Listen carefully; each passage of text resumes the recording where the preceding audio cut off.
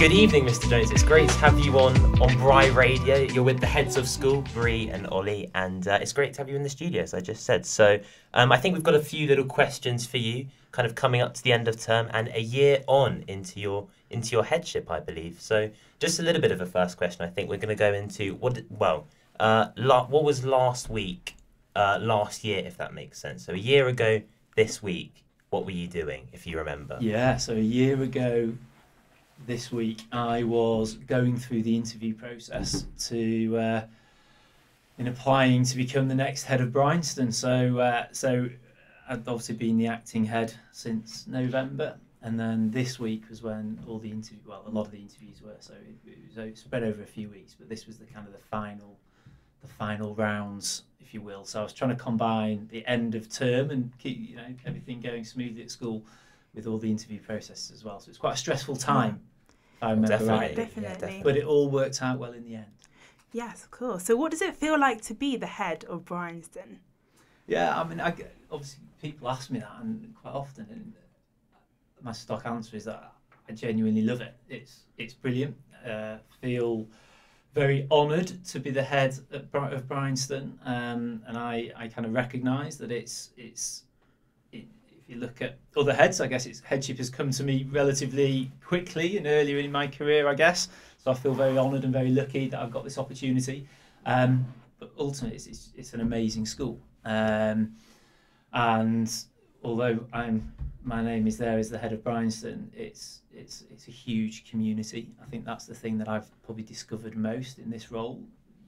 You've got the pupils, you've got the staff, you've got the parents, but you've also got a humongous old Bryanstonian network, and it's amazing wherever you go, almost in the world, and people ask you what you do and you start talking to people you've never met before, and I tell them how many people have heard of Bryanston and how many people have got a connection to Bryanston somehow, and actually that makes you realise just how well known Bryanston is and what a significant institution it is.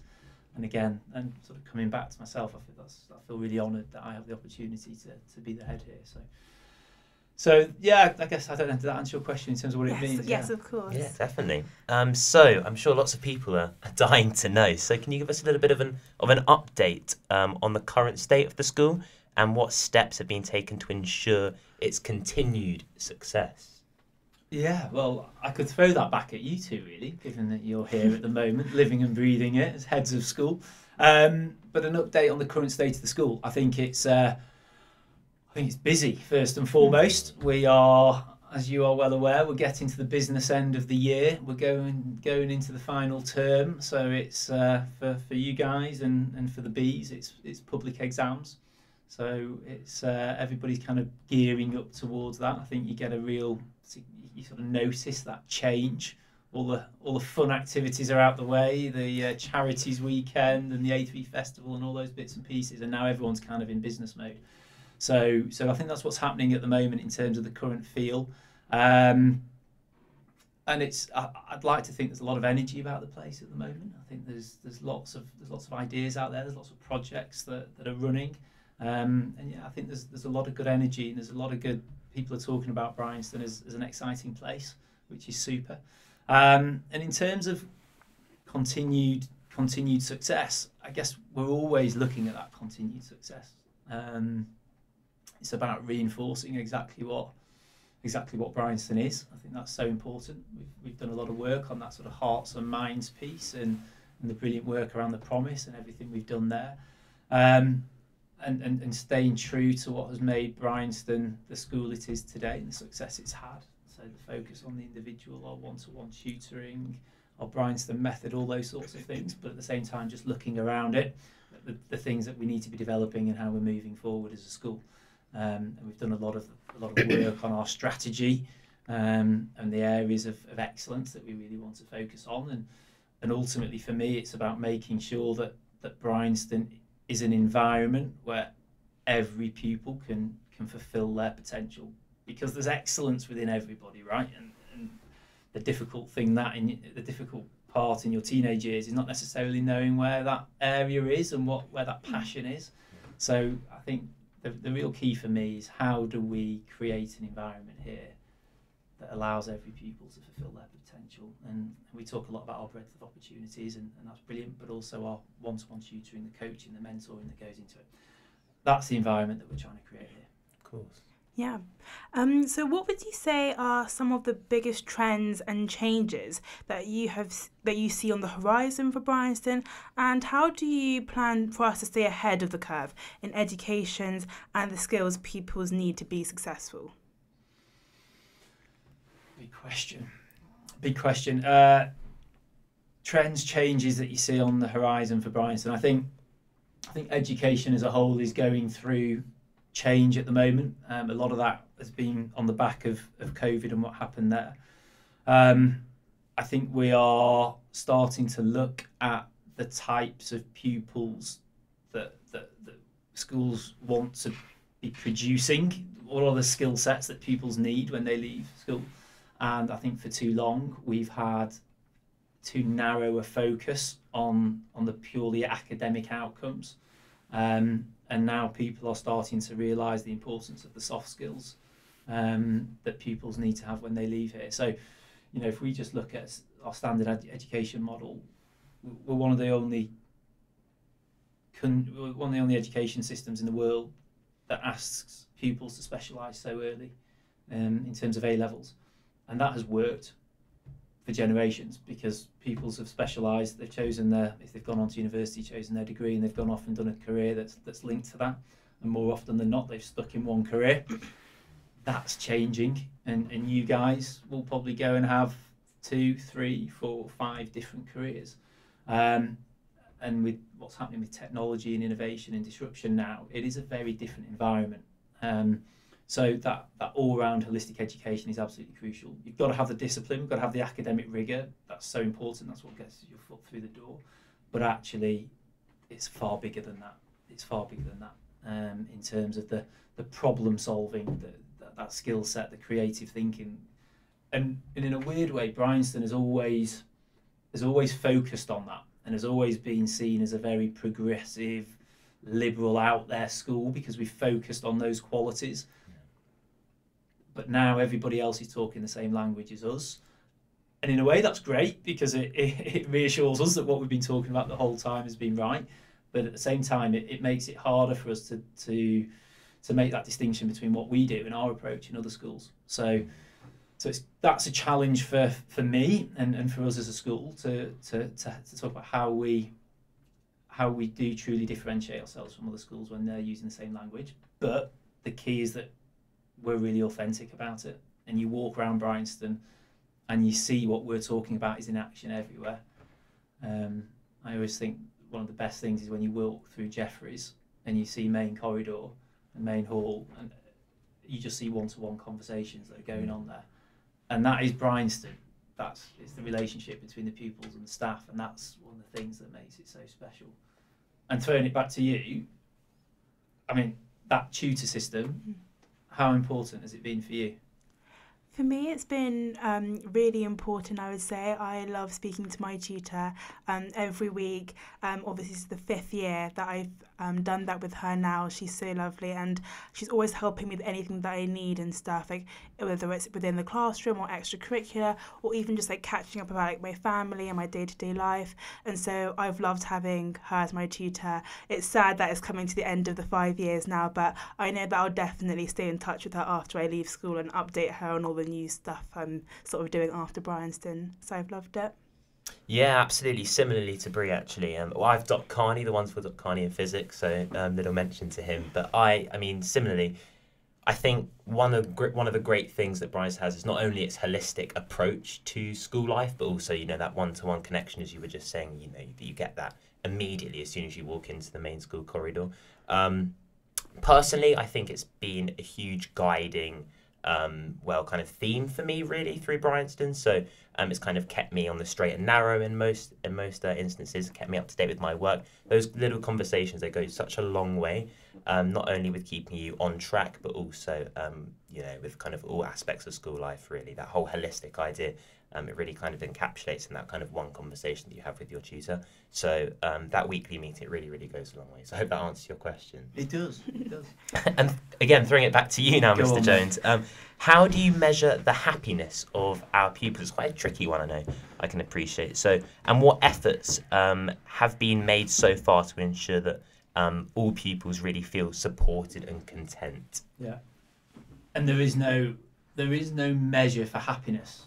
So, and that's really interesting because schools are generally measured in terms of academic league tables, which is wrong on so many levels, because as I was talking about, education is so much more than just academic performance and outcomes.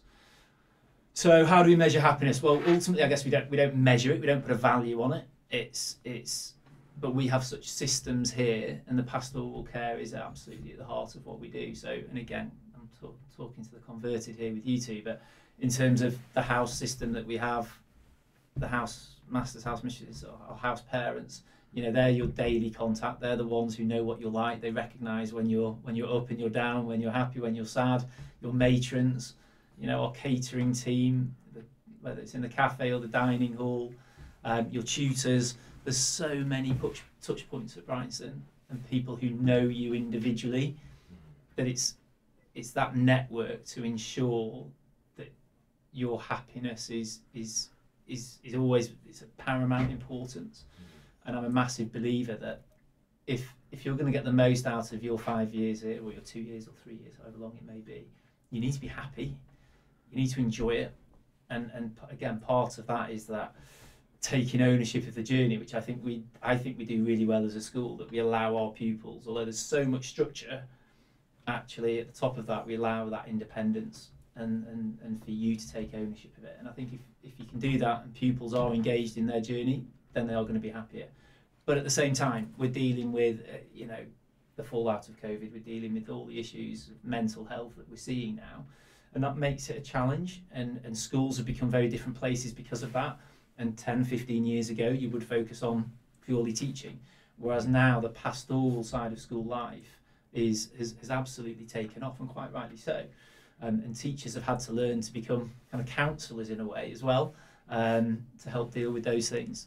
And as a school, for me, and I've talked, I think, on here before, about we need to create an environment where our pupils feel supported and feel happy, and that's a huge holistic area around how are we helping with create the right environment for sleep, how are we helping you make the right choices when it comes to nutrition, how are we doing all these sorts of things that actually helps with well-being. And then it's making sure that we've got the support networks around us for when things will still go wrong, that whether it's the medical centre, whether it's all that pastoral network that I've just talked about, are in place and can recognise when things aren't going right, so that then we can step in early with early interventions. So again, I think Bryanston, from my experience, is a school that has lots and lots of support in place, and it's something that we're really proud of. Oh yeah, absolutely. Yeah, of course. So last year you spoke about your vision for the school. Can you give us an update on how that vision has evolved and what progress has been made? Or do you have any exciting announcements to share with us today?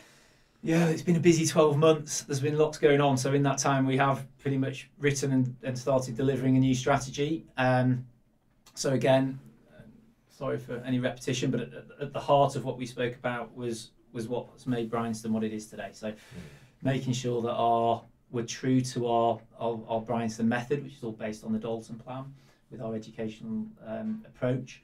Making sure that we're true to that, making sure that our focus on one-to-one tutoring is there. So one of the key programs that we're going to be delivering over the next few years is that we're going to put all of our tutors through an accredited coaching and mentoring program. So it's going to take a little bit of time, but we're going to roll that out from September. So that will upskill all of our current tutorial staff, which I think is going to be of huge benefit to all our pupils, and not just in that tutor relationship, but also actually as classroom teachers. So coaching and mentoring, how we develop that, how we develop the consistency of our tutoring, because that's at the heart of what we're about. So a big commitment to making that as good as it possibly can be. And then around that, we've spoken a lot about the 4 pillars that we really want to have areas of excellence in at the school. So 2 of which are kind of long established successful areas of a Bryanston education. So our creative and performing arts being one of those. So obviously we're delighted Mrs. Green joined us in January as our new Director of Performing Arts. And I'm really excited about what she's brought to the role, but what she's going to bring to that role over the coming months and years. And I think we've seen some brilliant stuff in dance this term. It's been one of the real highlights. It's been us entering these competitions, the dance show, of course. Everything that's been going on there has been absolutely fantastic. We've created our own in-house creative team that Bex Williams, our customer engagement director, has set up. That for me is really exciting, and again, that's what Bryanston should be about. So some of the campaigns that we're launching in terms of marketing and advertising, well, actually we've got so much knowledge and expertise amongst our pupil body. And you guys know this place so well. Let's get you guys helping to create those campaigns and work on that. So that's something that Bex has set up. So that's really a really exciting development as well within that space. So lots going on within the creative and performing arts. The second pillar that we're talking about is sport and well-being. So Rory McCann is joining us as Director of Sport for next term. So him and his family are moving down from Scotland next week, and he'll continue the great work that Mr. Fermer Dunman has done. So that's a really exciting development there. We're doing some really exciting stuff with a company called Performance 3, which is a chap called Joe Lydon, who you may not have heard of, but some people will of. Joe is a former Great Britain and Wigan Rugby League player, and he's worked with Clive Woodward in the 2003 England coaching setup when we won the World Cup. He's worked with Warren Gatland at Wales. He's currently involved in the Ireland setup, and he's doing some work with us for the next 12 months about or around helping us set up a high performance sevens rugby program at the school. Wow. So that's really exciting, and part of that is, yes, it's focused, it's quite niche in terms of rugby and sevens, but actually it's more about the culture and the environment that we provide for the pupils who are going to be involved in that, and that's boys and girls. And what we hope to see is, by working with someone like Joe, who has incredible knowledge and experience, is actually then how we translate building a successful kind of performance environment into other areas of school life. So whether that be other sports, whether that be music, drama, academics, I think there's an awful lot as a school we can learn from other environments. And I think maybe that's something that schools haven't been particularly good at in the past. It's kind of, this is always the way we do things in schools. So what I'm keen to do is to work with people outside of education to see how we can learn things from them. So that for me is a really exciting development, and Joe's already been involved, and I learn so much from him every time I speak to him, which is great. So he's going to be working closely with Rory McCann, our new Director of Sport, and we're in the process of appointing a head of rugby at the moment, and generally across our sports team to look at how we can create this environment to allow our pupils to thrive and succeed. So, and like I say, that's going to hopefully spill out into other areas of school life. So that's really exciting. So that's a great development. And then the other two pillars are kind of newer pillars, I guess, things that we're looking at where we can really drive forward and that are more relevant for where we want to go. So our entrepreneurship and innovation strand. So that's that's how we ingrain this kind of mindset and philosophy into what we do at Bryanston.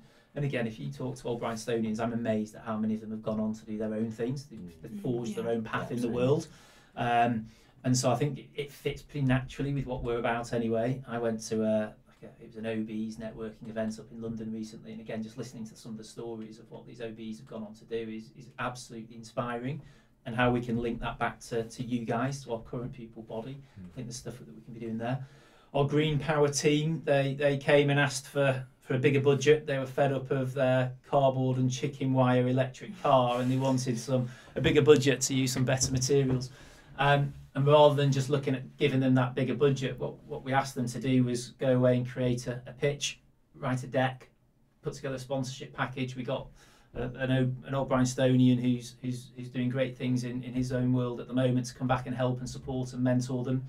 We then invited in 4 or 5 local businesses, and some of the team from Green Power then pitched for funding, which they were successful in, and raised I think nearly £10,000 in funding to then put into their Green Power project to help drive that programme. So again, it's about, we want to be aspirational in terms of everything that we do here. If we're going to do a project, let's do it to the best of our ability.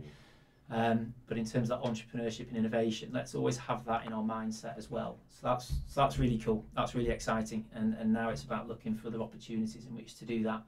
I'm really keen to see how, like I say, we can link our old Bryanstonians, look at potential funding for ideas that our pupils might come up with. And then if people do leave Bryanston and have got ideas, how do we put them in touch with other OBs and start to create a bit of almost a funding network there for each other. So that's exciting. And then finally, pillar 4 is all about the digital world. So, and that comes across what we're doing in how we deliver our education at the moment. You know, you guys have all got your own devices. Lots of schools have standard issued, whether it's iPads or Surface Pros, those sorts of things. So how are we doing that? How are we more consistent with our delivery of our digital education? At the moment, I think we've got a bit of work to do on that. So that's kind of on a basic level in terms of our education, but beyond that, how do we make sure that everybody, all our pupils leaving Bryanston, have got the digital literacy that they need to enter the world of work when they step away from here? And I think, although everyone's can use a laptop and, you know, everyone's pretty good with their tech now, there's certain bits there that I don't think everybody necessarily has the skill set and that digital literacy that they need. So we're working on trying to devise a bit of a programme to make sure everybody does have that when they leave. And again, that's I think that could be pretty exciting, but there's still work to be done on that one. Yeah, absolutely. I think it's great how Bryanston isn't, from what you're saying, isn't, you know, bound by these traditional values, and they're all very relevant and timely moving forward, which is great. So I like that. It is. It's that mixture, isn't it? Of, we've got to keep that heart, but we've got to keep looking forward. Absolutely. And no veteran. And no veteran, the new and the old. So another question for you, Mr. Jones. So coming back over the last term or so, what has been the highlight for you, and what event or events plural have stood out for you that have been particularly memorable? This term, yeah, I mean, there's been so much, hasn't there? There's been loads. I'm going to ask you for yours in a minute. But A3 Festival, I always love the A3 Festival. There's no other school in the country that has all their lower 6 or A3s, in our case, doing a fancy dress conga. That doesn't happen. So I love that. I love how unique it is to Bryanston. And the performances this year were amazing. The quality. Obviously yours was great. But the A3, I thought the quality of the shows and the performances were amazing. Charities Weekend, which you brilliantly organised and delivered. Again, not many schools that can go out and as a whole community come together and raise the amount of money that we did. I loved the music concert we had last night. So organised purely by the pupils. They went to our music staff back in January and said, okay, you guys organise these amazing concerts for us. We want to lead one now. So Music Through the Ages, put a trailer together. I think there was probably about 30, 40 pupils involved from all 5 year groups. And it was just amazing. And that kind of that culmination of our A2s going on that journey, and then at the end of it saying, right, we're now able to run our own concerts, is brilliant. So I love that. We've had Roslyn Park Sevens this week. Seen the first team win all their group games day one, get through to the second round, play some brilliant rugby, and again, just getting some of the emails that I receive from parents who just say that, you know, the memories that they're taking, that they'll leave Bryanston with from that experience over the last few days was great. I was down at Skern Lodge earlier this week with the Seas. You'll remember. Did you get to do Skern Lodge? No, we didn't. COVID, wasn't it? Yeah. So you didn't get to do it. So seeing them surfing and doing the underground tunnels and all that sort of stuff around the campfire, again, brilliant. That was brilliant. So loads of highlights, loads of stuff going on. What about for you? For me, it would definitely have to be A2 Charities Weekend. I think we've both put a lot of effort and hard work into that, and it's been amazing because the charity Hope for Ghana has begun to actually start to build the water borehole and the reverse osmosis machine and stuff.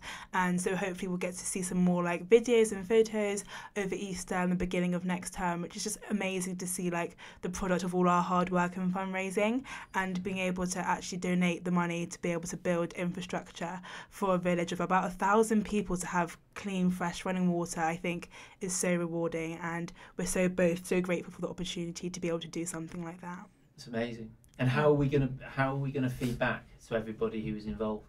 Have we got any plans to do that yet?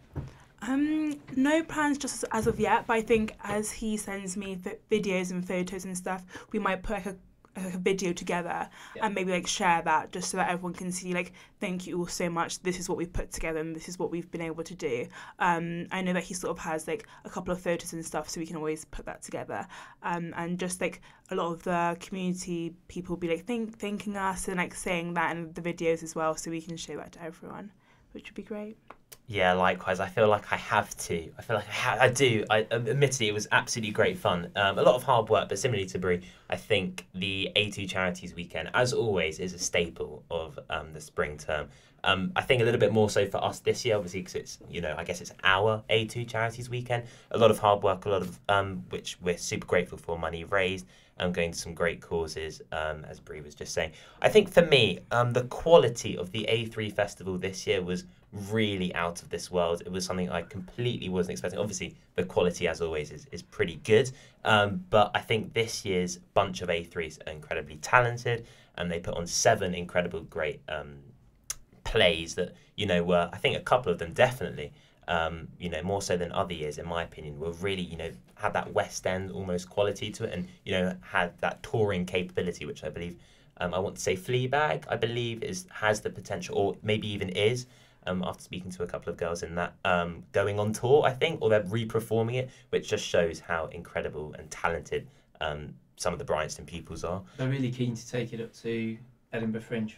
So it's if we can make that work, because it was incredible. It was incredible. So speaking of pupils, what steps do you take to ensure that pupils' voices are heard and that they are involved in shaping the school's direction and priorities? Yeah, I think there's, as you know, there's quite a few things that we do, but also more that we could be doing as well. So coming on the radio and allowing you guys to have your own radio shows and things like that is definitely part of it. But obviously the prefect body is important here at Bryanston, and the role that the prefects play, not just within houses, but obviously the areas of responsibility. And that's been one of the great things that was only introduced 2-3 years ago, where we actually have prefects with specific, I think this is the second year, with specific areas of responsibility. And what we're seeing there is pupils being able to really drive areas that they're passionate about, with staff kind of just supporting them, but actually the prefects driving that. So that's been huge. Obviously we've got the People Council and the School Council that we have. One of the great things at Bryanston is the pupil assemblies. Again, we do so many of those that happen. And that opportunity for people to stand up on stage and talk about their passions, interests. I mean, obviously we had DJ Zan.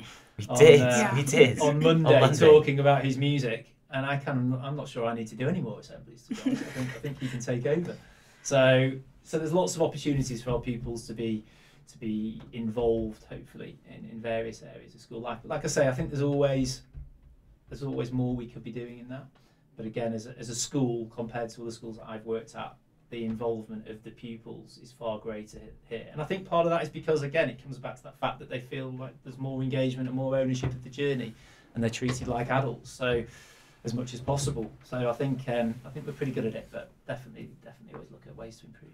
Yeah, of course. I think, well, do you have a message or a comment that you'd like to share with our pupils and parents?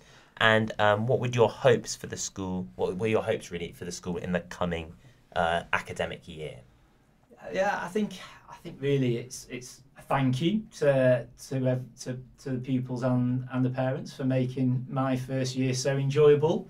Obviously, I have lots of interactions with parents, whether that's on the sideline on a Saturday or at different concerts or what have you, and generally, nowhere's ever perfect and there's always issues everywhere, but on the whole, it's been incredibly supportive, and I found it a really supportive environment, which I'm really grateful for.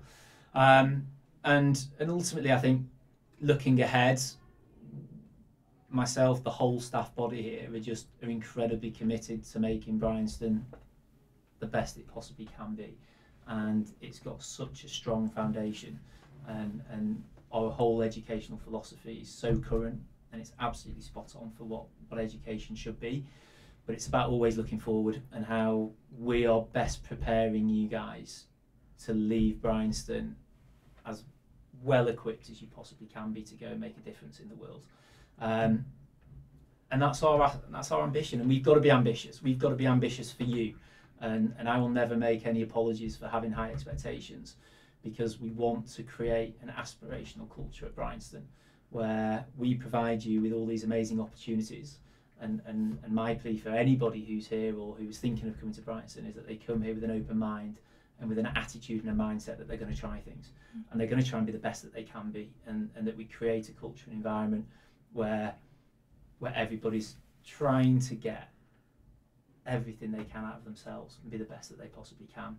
And then it's up for us to create that environment, and some of the projects we've talked about today, it's making sure that we're giving you those opportunities and we're getting the right structures in place to allow you to thrive. So it's exciting. I truly think that Bryanston is such a great place, and it's such a great environment to be in, and it's exciting to be able to hopefully drive that forward. Of course. So speaking of high hopes and aspirations, how do you motivate and inspire pupils and staff to perform at their best? And what do you consider to be the key traits of a successful leader? Well, crikey, motivate and inspire pupils to perform at their best. Again, I think it's about creating the structures and the environment, and it's about having the support in place to be able to do that, to allow you to be able to go and do it, to be the best. And that's for staff and for the pupils. So from a staff perspective, there's a huge focus there on training and development, and that partly ties in with what I was talking about with the whole coaching and mentoring qualifications. So how do we provide our staff with the opportunities to upskill? Because we're talking to you guys about constantly learning, and it's important that we as staff model that, and that we're all, because we don't know all the answers, right? So we've constantly got to be learning and developing and asking how we can do things better, and that's my job to make sure that that's happening within our staff body. And then with the pupils as well, I think if our staff are the best they possibly can be, then that gives you the best opportunities as well, and that we're constantly, like I say, looking outside of Bryanston. I mean, we're so lucky with what we've got here, but constantly looking outside to say, how can we take best practice from other areas? So that's really important. And in terms of key traits of a successful leader, I think it's, I'm on that journey at the moment. I think being able to display vulnerability, I don't know all the answers, and putting my hands up and recognising that, and when I'm very keen that when I do make mistakes, I'm big on accountability and ownership of when we do get things wrong. And I know I've talked about the ownership ladder in assembly, and not having that excuse culture, and I think that's really important for me as a leader, because it's something that's important to me, and being compassionate, ultimately having that compassion. Working in a school, I'm well aware that, whether it's staff who come into teaching because they have a passion for education, whether it's when dealing with parents that we're talking about their children, which is the most important thing in the world to them. So it's understanding that everybody has their own story, and sometimes as a head I can be on the brunt of certain things and difficult conversations, and it's having that understanding and compassion about different situations, and nothing's ever, I think when we're dealing with pupils and parents, there's often one story here, and the truth's probably somewhere in the middle sometimes, and it's just recognising that. But I think I'm growing and developing as a leader, but I think some of those things I've just mentioned there are important to me. Oh, definitely. I think, well, just before we've got, I think me and Bri both have a couple of personal questions for you, if that's all right, just as we kind of head to the tail end of the interview. So, obviously, you're pretty early on into your headship, so that's obviously very important to take note of. But if you could go back in time and give yourself one piece of advice before becoming the head, what would it be? Oh, crikey. I'm not even sure I've had the time to properly reflect on my year. I think this Easter, I might sit back and reflect a little bit more. What would I change? Was that yeah, well, no. What piece of advice would you give kind of your past self before becoming head? I think it would probably be to try and make sure I carve out a little bit more time for my own headspace, and probably with my family. That would probably be the most important thing, because in an environment like this, you cannot stop. You know, every night there's something going on, and you want to be at everything, but it's probably just been a little bit better with that balance is probably what I would say. Cool. And speaking of family, and as we're approaching Easter, a different type of question. I also know you have kids, but do you believe in the Easter Bunny? 100%. My kids will be doing an Easter egg trail. In fact, they did one at the prep school today. Oh, fun. And the Easter Bunny, well, I'm pretty sure came very early, obviously, but yeah, 100%. He was aware. Oh, 100%. Yeah, Absolutely, of course. And somewhat controversial. I don't want to spark any controversy, but how did you feel when Spurs drew with Southampton last Saturday? Had to get a little bit of sport in. I've been stitched up here. How did you know about that? So yeah, it was Archie, my eldest's birthday a couple of weeks ago. So they're big Tottenham fans, so I took them to Tottenham Southampton, and I think we were 3-1 up, and Southampton are bottom of the table, so they're not very good. And Spurs threw it away, and it was 3-3 at the end. So I was pretty frustrated, but that comes with the territory of being a Tottenham fan, really. Oh, you were somewhat almost, led on to believe victory was just in sight at half time. Didn't quite happen, unfortunately. Yeah, absolutely. Mr. Jones, I think we owe you a massive thank you for your time. It's been great to have you on here on BryRadio. Hopefully everyone out there has enjoyed listening to both of us, all of us, here in the studio this evening. So we want to wish you a happy Easter, Bri. Yeah, just thank you so much for everything, and thank you for listening. Well, thank you two for being brilliant heads of school as well. Have you enjoyed it? Yes, I think it's been so fun, and it's been an amazing experience with everything that we've been able to do. It's been incredible because, like, the last 5 years, you sort of grow up in the school, and being able to have the chance to sort of put your spin on stuff in the school that you've always wanted to do, and just like interact with lots of other people has been really great, and something that I think with us heads of school and our prefect team have thoroughly enjoyed. So. Oh yeah, absolutely. I think what I found the most rewarding component of the whole head of school role is being able to interact and touch base with the community and being a little bit more, feet on the ground, hands on the ground with so much more of the community, which I found and that includes the prep as well, which I found so rewarding and kind of great to just meet new people that you wouldn't normally touch base with. So I think for me, I mean, I've really enjoyed. And you're going to help us appoint the next heads of school. Yes, we are. So I believe we have a little bit of involvement. We put together a little timeline handbook for them, Brilliant. Just so that they have something to follow, I guess, for next year and build on all the stuff we've sort of done this year. So that should be good, and we wish them the best of luck. And all being well, where are you two going? Tell everybody what your plans are. So I plan to study international development. I've got all my offers, and so just sort of like finalising, like going to visit them, and then hopefully from there, really. And first choice? First choice, well, my first choice might be Leeds, but I haven't seen it yet. I'm going on Wednesday, so hopefully if I see it and love it, then I'll be off to Leeds. Oh, yeah, so I kind of went down the dual route, so I kind of, for university I mean, so I looked into the UK and I also looked into the US as well. I was really, really lucky. I was able to put in a little bit of hard work to kind of structuring a little kind of personal statement application to Columbia in the US. I managed to get in very, very lucky through this early decision process, which is very unique to the US. So it's a binding almost contract, binding agreement in a way. So that means I have to go, which is I agreed to it because obviously I really, really want to go. So I'm actually going over to New York on Sunday to have a little look round. So I have been before, but just kind of want to get a little bit more of a feel before term starts out in August. So they're my plans for next year, a 4-year course. Yeah, super, super excited. Amazing. You guys deserve it. You've been super. Thank you so much. Thank you, Mr. Jones. Thank you, and have a wonderful Easter. And you too. Cheers, guys. Thank you.